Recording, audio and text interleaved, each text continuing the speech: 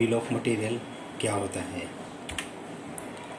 The piping MTO और material take off is a list of all the piping items required to purchase to fabricate and construct a design to complete the demand of the project. इसका ये मतलब है कि हम MTO जब निकालते हैं तो एमटीओ के लिए हमें क्या डॉक्यूमेंट का रिक्वायरमेंट है।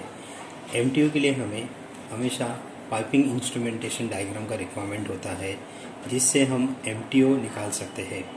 क्योंकि ये रिक्वायरमेंट जो होता है, जैसे कि हम जब डिज़ाइन स्टार्ट करते हैं तो उसके पहले हमें एमटीओ निकालना पड़ता है फ्रॉम पीएनआईडी, जिससे हम क्या कर सकते हैं, हम परचेज जो प्रोडक्ट्स जो होते हैं उसको परचेज के लिए हम भेज सकते हैं।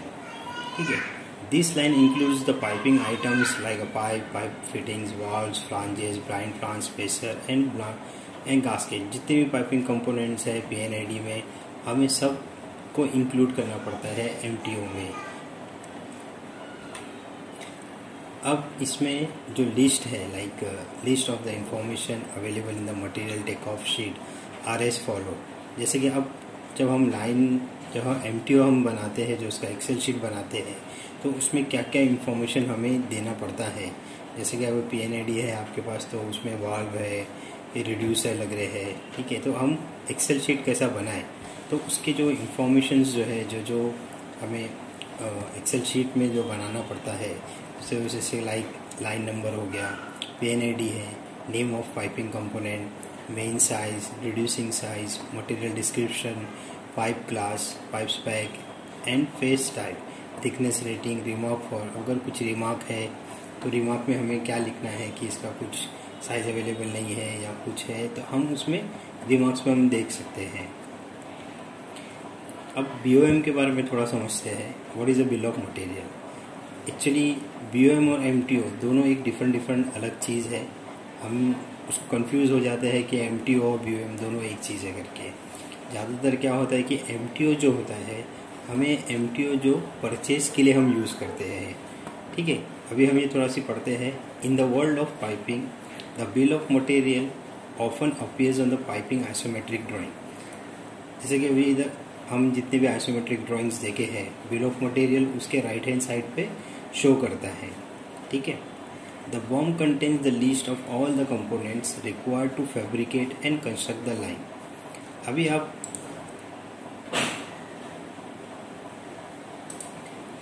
आप ये लाइन देख रहे हो, required to fabricate and construct the line. जो BOM contains the list of all the components required to fabricate. Fabricate मतलब जो फैब्रिकेशन होता है, जहाँ पे फैब्रिकेशन शॉप होता है, और जो फैब्रिकेटर होता है वो आइसोमेट्रिक के हेल्प से वो फैब्रिकेट करता है। क्योंकि उसको आइसोमेट्रिक में डायमेंशन मिलता है कि भाई सेंटर ऑफ एल्बो के एज से लेके फेस ऑफ फ्लांज तक कितना डायमेंशन है, वो उसके हिसाब से स्पूल पीस वगैरह कट डाउन कर सकता है। ठीक है, और आइसोमेट्रिक के हेल्प से हम कंस्ट्रक्शन कर सकते हैं, construct the line. Piping isometric provides the list of BOM for particular line. The piping bill of material is not use for purchasing. देखिए, मैंने क्या बताया था आपको, bill of material is not use for purchasing. क्योंकि MTO जो हम निकालते हैं, वो एमटीओ हम प्रोडक्ट जो हमारे पाइपिंग कंपोनेंट है उससे हम परचेज करते हैं।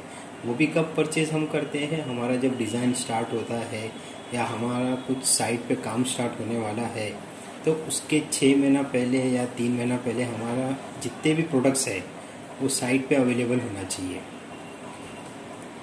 It is a use to provide the required material from the warehouse to the fabricator for the construction of the piping system. यहाँ पे दिया है कि it is used to provide the required material from the warehouse.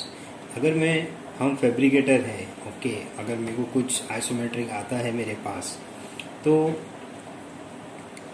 अब मुझे उसके component का requirement है। तो अगर मुझे कुछ आइसोमेट्रिक आया है, उसके मुझे कुछ स्पूल पीस कट डाउन करना है या कंपोनेंट्स वगैरह कुछ करना है, जैसे कि लाइक फिटिंग्स हो गया, रिड्यूसर हो गया। क्योंकि वाल्व तो आप शॉप में कभी यूज़ कर नहीं सकते, बिकॉज वो ज़्यादा से ज़्यादा क्या होता है कि बोल्टिंग कनेक्शन होता है तो वो साइड्स पे होता है। जो भी वेल्डिंग कनेक्शन से वो हम क्या करते हैं, फैब्रिकेटर शॉप में ही हम उधर ही करते हैं।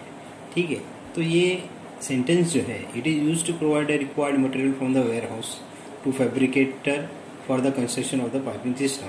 क्योंकि जब मटेरियल फ्रॉम वेयर हाउस, अगर जब फैब्रिकेटर अपना फैब्रिकेशन में शॉप में काम करता है तो वो क्या करेगा, वो वेयर हाउस में जाके उसको जो लाइन साइज के कंपोनेंट्स चाहिए वो वहाँ से लेके आके वो फिटिंग्स कर सकता है।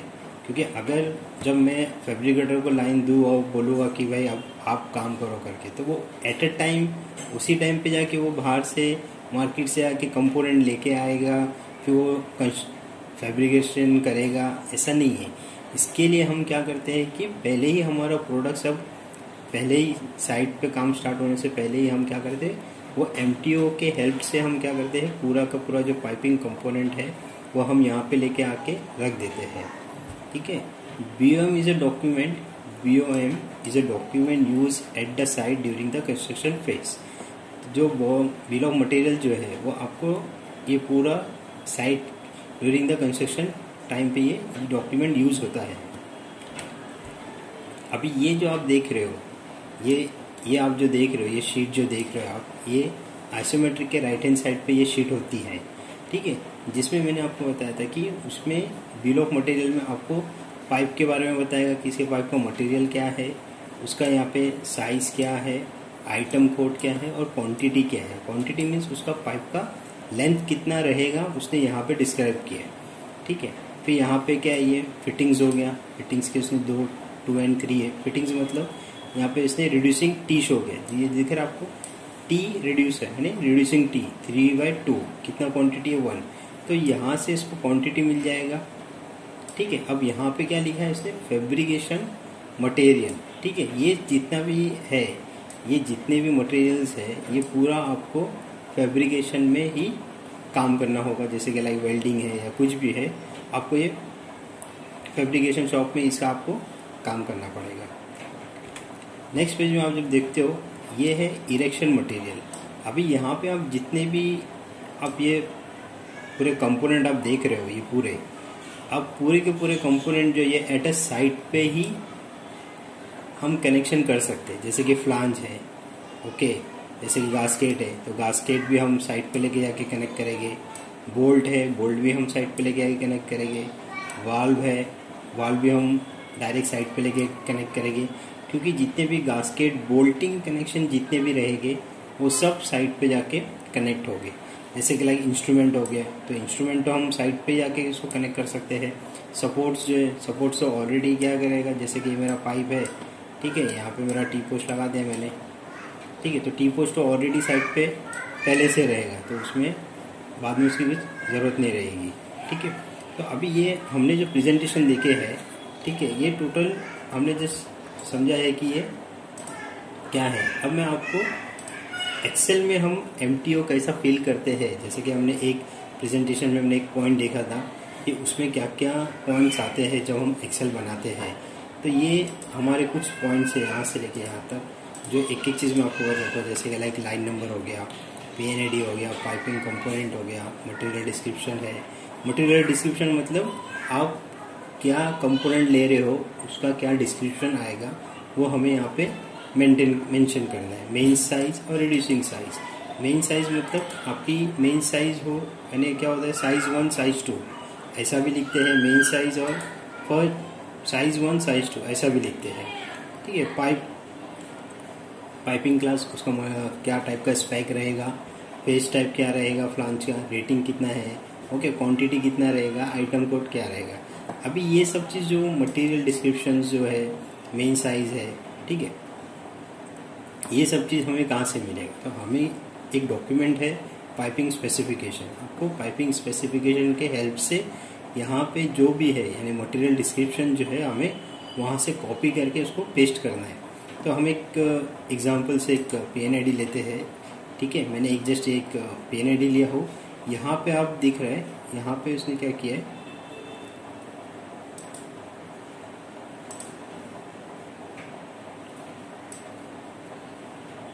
यहाँ पे आप देखोगे कि इसने क्या किया है कि यहाँ पे 2 ब्रेकअप्स किए हुए, स्पेक ब्रेक की। तो हम क्या करेंगे, फिलहाल हम कंटिन्यू एक ही स्पेक ब्रेक, एक ही जो स्पेक जो है, जो लाइन नंबर का स्पेक है, उसी में हम कंटिन्यू करेंगे पूरे लाइन को। ठीक है, अभी आपके पास ये इतना ही लाइन है, इतना ही का ही आपको MTO निकालना है। ठीक है, तो अभी आपके पास क्या है, यहाँ पे एक लाइन नंबर है। ठीक है, आप क्या करोगे, ये जो लाइन नंबर है, आप पूरे लाइन नंबर को कॉपी करके क्या करोगे, यहाँ पे एक्सेल शीट में आप लिख दोगे, जैसे कि ऑलरेडी मैंने यहाँ पे लिख दिया हूँ। ओके, तो मैंने क्या किया होगी, मैंने यहाँ पे मैंने 3 साइज मिस कर दिया, तो यहाँ पे आके जस्ट मैं क्या करूँगा, 3 डैश कर दूंगा उसको।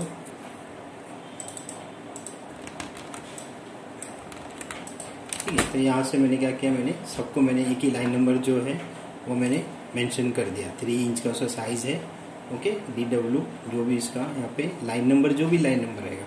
अब ज़रूरी नहीं है कि हर बार लाइन नंबर आपके प्रोजेक्ट में सेम फिलोसॉफी रहेगा, कुछ भी अलग तरीके से भी वो शो कर सकता है आपको।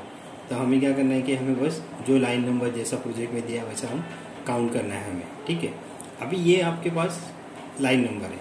ओके, अभी यहाँ पे आप देखोगे ये बॉल वॉल सिंबल दिया। अभी सिंबल जो है ये हमको लीजेंड से पता चलेगा कि क्या बॉल वॉल है।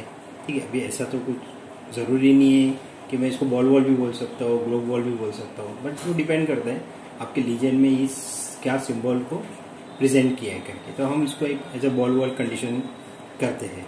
ठीक है, तो ये एक बॉल वॉल यहाँ पे लगा है, यहाँ पे एक इंस्ट्रूमेंट आइटम लगा हुआ है। अभी इंस्ट्रूमेंट आइटम कैसा है तो ये हमें लीजेंड में देखना पड़ेगा, तो इसको फिलहाल मैं यहाँ से स्किप करता हूँ, इसको हम काउंट नहीं करेंगे। यहाँ पे आप देखोगे कि यहाँ पे फ्लांज है, यहाँ पे स्पेक ब्रेक हो रहा है, यहाँ पे फिर बॉल वॉल लग रहा है। यहाँ पे आप देखोगे 3/1 का एक ये ब्रांचिंग है 1 इंच का जो ड्रेन लग रहा है, और यहाँ पे क्या है, एक चेक वॉल है। ठीक है, यहाँ पे एक ऐसा एग्जाम्पल मेरे को ऐसा लग रहा है कि ये चेक वॉल रहेगा, और यहाँ पे ये जो है डायफ्राग्राम वॉल्व करके है, क्योंकि ये प्रोजेक्ट थोड़ा सा मुझे पता है, तो जस्ट मैंने एक अलग देख लिया, अलग वॉल दिख रहा है। तो ये बॉल वॉल हो गया, ये चेक वॉल हो गया, ये गेट वॉल में कंसिडर कर लेता हूँ उसको। ये भी गेट वॉल है, ये भी गेट वॉल है। ठीक है, तो अभी हम क्या करेंगे, अभी मेरे पास बॉल वॉल कितने हैं, 1 2। ठीक है, या फिर हम ऐसा चाहिए तो ये पार्ट को चाहिए तो हम बाद में काउंट कर सकते हैं, चाहिए तो पहले ये और ये 2 वॉल इसको सेम काउंट कर सकते हैं, या हम ऐसा भी कर सकते हैं कि एक साथ काउंट भी कर सकते हैं। ठीक है, जैसे कि 2 बॉल वॉल हो गए, 1 चेक वॉल, 1 गेट वॉल। ठीक है, और 1 इंच का गेट वॉल। पहले क्या करेंगे, 3 इंच का हम पहले कंप्लीट करेंगे। तो यहाँ से जस्ट में आया मैं PNAD नंबर।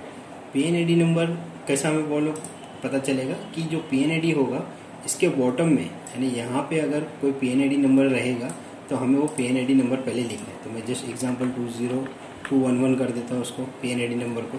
ठीक है, ये पूरा PNAD सेम है, यहाँ पे आ गया। पाइपिंग कंपोनेंट, तो पाइपिंग कंपोनेंट में पहला क्या है मेरा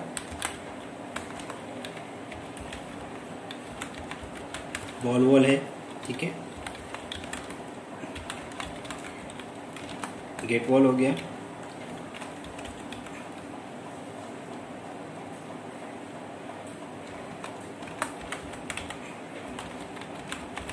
चेक वॉल।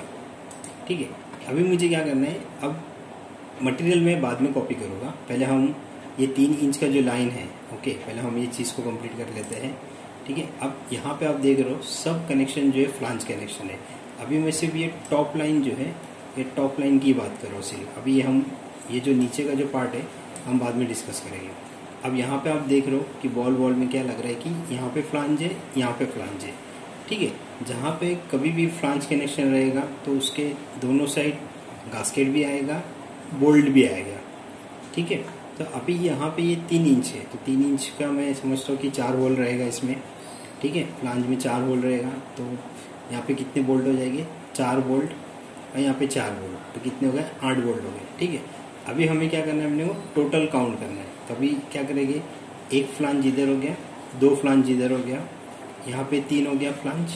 ठीक है, यहाँ पे 4, यहाँ पे 5, ये 6, ये 7, ये 8। तो अभी क्या हो गया, यहाँ पे एक कंडीशन इधर यहाँ पे थोड़ी सी चेंज हो जाती है। अच्छा, यहाँ पे स्पाइक ब्रेक है, ओके ठीक है, यहाँ पे स्पाइक ब्रेक है तो कोई प्रॉब्लम नहीं रहेगा, जस्ट ये डिफरेंट मटेरियल हो रहा है, बट हम एक ही मटेरियल में कंसिडर करेंगे। तो कितना हो जाएगा, 1 2 3 4 5 6 7 8। ठीक है, अभी टोटल हमारे पास कितना है, 8 फ्लैंज है। 8 फ्लैंज है तो 8 गास्केट रहेगा। ठीक है, अभी यहाँ पे मैं फ्लांज लिख देता हूँ, गास्केट हो गया, और यहाँ पे बोल्ट्स मैंने लिख दिया। ठीक है, अब यहाँ पे मुझे मटेरियल डिस्क्रिप्शन लिखना है। तो पहले मैं यहाँ पे क्या करूँगा, साइज़ जो भी मेरा साइज़ है, ये 3 इंच का साइज़ है, सब आ जाएगा। अब रिड्यूसिंग, यहाँ पे कोई रिड्यूसिंग साइज़ हो नहीं रही है। पाइपिंग क्लास क्या है मेरा, यहाँ पे ये जो स्पेक जो है मेरा यहाँ पे DW28 PM, ये मेरा स्पेक है। ठीक है, ये मेरा स्पेक है। अब फेस टाइप क्या है उसका, RF का रेस फेस है। जितने भी मेरा फ्लांज वगैरह जो कनेक्शंस है, ये जो सब मेरा रेस फेस रहेगा। गास्केट में मेरा रेस फेस नहीं आएगा, बोल्ट में नहीं आएगा। ठीक है, जो मेरे कनेक्शन जो फ्लांज टाइप जो कनेक्शन है वो रेस फेस है। अब रेटिंग कितना है इसका, 150 का रेटिंग है, तो 150 मेरा पूरा आ जाएगा। ठीक है, अब यहाँ पे क्वांटिटी, अब बॉल वॉल मेरे पास कितने हैं, यहाँ पे ये एक बॉल वॉल हो गया, यहाँ पे 2 बॉल वॉल हो गया। एक्सेल शीट में इधर आने का क्वांटिटी 2। गेट वॉल कितना था हमारे पास, 1। चेक वॉल कितना था हमारे पास, 1। अभी यहाँ पे अभी फ्लांज देखोगे तो कितने हमारे पास क्वांटिटी आएगी, 8। गास्केट कितने, 8। अभी बोल्ट क्या करेंगे, 8 × 4 करना पड़ेगा, क्योंकि एक साइड हमारे पास कितने बोल्ट हो रहे थे, 4, और हमारे पास कनेक्शंस कितने हैं, 8। तो अभी हम क्या करेंगे, इसमें 8 × 4 करेंगे तो कितना हो जाएगा, 32 बोल्ट्स हो जाएंगे।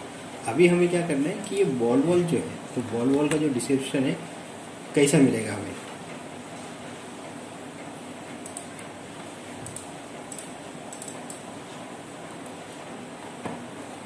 ठीक है।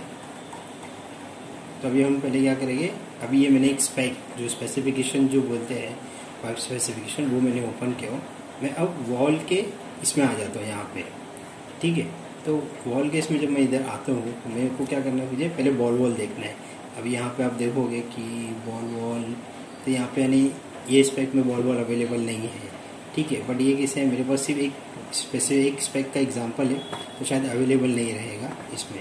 ठीक है, अभी हम क्या करेंगे, बॉल वॉल को छोड़ देते हैं, फिलहाल हम गेट वॉल को देखते हैं।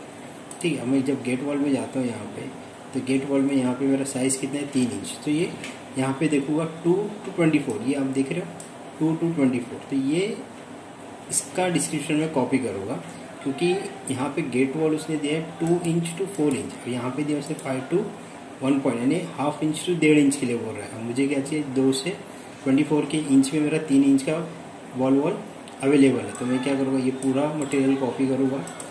ठीक है, एक्सेल शीट में आके यहाँ पे जस्ट मैं आके पेस्ट कर दूँगा उसमें। ठीक है, तो गेट वॉल यहाँ पे आ गया। ठीक है, गेट वॉल का यहाँ पे हो गया। अब मुझे क्या चाहिए, यहाँ पे इसमें आइटम कोड चाहिए गेट वॉल का, तो बस वापस से इधर होगा, यहाँ पे इसका ये आइटम कोड है, यहाँ से इसको मैं कॉपी करके यहाँ पे जस्ट इसको इधर आके पेस्ट कर दूँगा। तो इसी तरीके से मुझे अभी क्या करना है, मटेरियल चेक वॉल का भी लेना है। ओके, अभी यहाँ पे चेक वॉल रहेगा, देखिए यहाँ पे चेक वॉल है, ½ से 1.5 इंच तक, सेम कंडीशन। यहाँ पे 2 से 24 सेम चीज़ करना है। यहाँ से मुझे वापस कॉपी करना है, यहाँ एक्सेल में आना है, चेक वॉल में जाऊँगा, यहाँ पे मैं पेस्ट कर दूँगा। ठीक है, फिर वापस से मुझे क्या करना है, आइटम कोड कॉपी करना है उसका, यहाँ से कोड कॉपी करूँगा, एक्सेल में जाऊँगा, यहाँ पे इधर आके उसको पेस्ट कर दूँगा। तो अभी मुझे क्या करना है, फ्लांज, गास्केट, बोल्ट जो भी है, जस्ट वहाँ से मुझे कॉपी करना है, यहाँ पे डिस्क्रिप्शन मुझे डालते जाना है। अभी एक चीज़ इसमें ये थी कि वहाँ पे एक ड्रेन था। ठीक है, यहाँ पे आप देख रहे हो, जो ये दिख रहा है, ये पार्ट जो दिख रहा है आपको, ये ड्रेन है, यानी अभी 3 इंच का लाइन है और 1 इंच का टैपिंग निकल रहा है। तो कैसा करेंगे हमें क्या करना है, यहाँ पे स्पेक में जाना है, और स्पेक में आपको सबसे फर्स्ट पेज में आप देखोगे, यहाँ पे आपको ब्रांच टेबल मिलेगा। तो ब्रांच टेबल में कैसा होता है, ये रन साइज मतलब आपकी मेन साइज़, और ये जो साइज़ है ये आपकी ब्रांच साइज़ है। तो इसमें आपको क्या है, 3 इंच बाय 1 इंच, तो ये 3 इंच दिख रहा है आपको। ओके, और यहाँ पे ये आपको 1 इंच दिख रहा है। ठीक है, तो अभी यहाँ पे हम आ गए। ठीक है, ठीक है, ये आप दिख रहे हैं, ये 3 इंच और ये 1 इंच, तो यहाँ पे हम आ गए। इसके बोल रहा है एच मतलब house coupling. Okay, half coupling का वो कनेक्शन होगा। तो यहाँ पे हम कैसा है, यहाँ पे जो आएगा तो हम एच कपलिंग करके लिख देते हैं, ठीक है। हाफ कपलिंग लगेगी, उसका जो डिस्क्रिप्शन रहेगा वो यहाँ पे कॉपी हो जाएगा। हम क्या करेंगे यहाँ पे 3 साइज़ कितनी छोटी हो रही है यहाँ पे 1 इंच। ओके, अभी यहाँ पे ये कैसा मटेरियल है उसका आगे थ्रेडेड रहेगा या क्या रहेगा, तो वो फिर जो भी जैसा भी कनेक्शन उसमें आएगा तो हम इजीली उसमें वहाँ पे कनेक्ट कर सकते हैं। तो आपको क्या करना है, खाली ये ध्यान रखना है कि आप जो भी कंपोनेंट यहाँ से आप काउंट करोगे आपको काउंटिंग बराबर करना है, ठीक है। आपका काउंटिंग बराबर रहेगा तो आप कैसा यहाँ से मटेरियल स्पेसिफिकेशन से प्रॉपर उसको कॉपी पेस्ट आप कर सकते हो, ठीक है। तो ये एक्सेल शीट जैसा बनाते हैं हम, जैसा काम करने के लिए यूज़ करते हैं, तो वही पैटर्न मैंने आप लोग के लिए भी समझाया हो कि कितना इजी है, नहीं आप समझ सकते हो। जैसे उसमें लाइन नंबर क्यों ज़रूरी है, PNAD क्यों ज़रूरी है। अगर PNAD आप वाइज बनाओगे, अगर मैं लाइन नंबर नहीं रखता हूँ, ठीक है, तो इससे प्रॉब्लम ये होगा कि भाई हम चेक करने वाला कैसे चेक करेगा। तो आपको चेकिंग करने के लिए भी ईजी होगा अगर आप प्रॉपर आप एक लाइन नंबर वाइज लेते हो, तो इसमें कैसा ईजी हो जाएगा कि आप पहले वॉल डाल दो, प्लांच डाल दो उसका, ठीक है। फिर जैसे जैसे साइज़ चेंज होती जाती है वैसे वैसे आप साइज़ चेंज कर सकते हो। अभी जैसे कि अभी जैसे ये आप देखोगे तो ठीक है। अभी इसमें यहाँ पे वो क्या बोल रहे हैं, अभी यहाँ पे आप चेक करोगे, देखो कितना लाइन यहाँ पे लाइन साइज चेंज हो रहा है। यहाँ 10/6 है, ओके। यहाँ पे आप देखोगे ये 10/6, 6/4, यहाँ पे 3/6। तो अभी ये एक ही लाइन नंबर में इतनी बार उसका लाइन साइज चेंज हो रहा है, तो उसके हिसाब से आपको चेक करना है कि पहले रिड्यूसर आएगा, फिर ये आएगा, फिर 4 इंच का वॉल्व आएगा। तो उसके हिसाब से आपको पैटर्न वाइज उसी पैटर्न के हिसाब से आपको रिड्यूसर को प्लेस करना होगा, क्योंकि कैसे कि आप जैसा प्लेस करोगे उसके हिसाब से ही अगर चेक कर रहा है तो उसको चेक करने के लिए ईजी हो जाएगा। तो ये मेरा थोड़ा आज के लिए आपको MTO का एक्सप्लेनेशन था। मेरे कुछ थोड़े व्यूअर्स जो थे उन्होंने कहा कि थोड़ा हिंदी में एक्सप्लेनेशन भी हो जाएगा तो बेटर रहेगा। ये ख़ास उनके लिए है जिसने रिक्वेस्ट किए थे कि थोड़ा हिंदी में एक्सप्लेनेशन हो जाएगा तो बेटर रहेगा करके। Till then, thank you.